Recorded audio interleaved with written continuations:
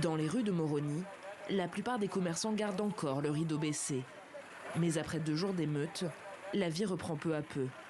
Sur le marché tout juste rouvert, chacun cherche ce qui lui manque. Il n'y a plus de choses chez nous, donc on n'a pas de choix, on doit sortir pour acheter des trucs à manger, quoi. Ce vendredi, l'opposition avait pourtant invité les Comoriens à manifester contre la réélection contestée du président, Azali Assoumani, le 14 janvier dernier. Un appel resté lettre morte. Les télécommunications sont de toute façon largement perturbées. Pendant 2 jours, la capitale a été secouée par des heurts, menés par des jeunes armés de pierres, auxquels les policiers ont répliqué à coups de gaz lacrymogène. Des bâtiments ont été vandalisés et incendiés. Une personne est décédée et 6 ont été blessés. Les rues sont maintenant nettoyées et les forces de l'ordre sont déployées en nombre. De quoi rassurer ce vendeur qui vient de rouvrir sa boutique de produits cosmétiques. Merci. Pendant 2 jours, je ne suis pas sorti, comme la plupart des vendeurs.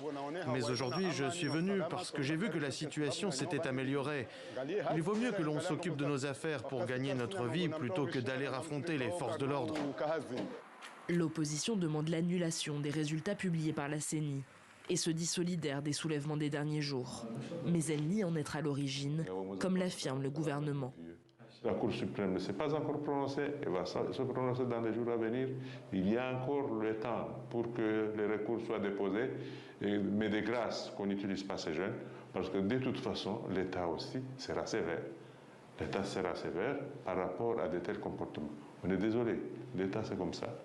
L'État a des pouvoirs qu'il va exercer pour préserver la paix.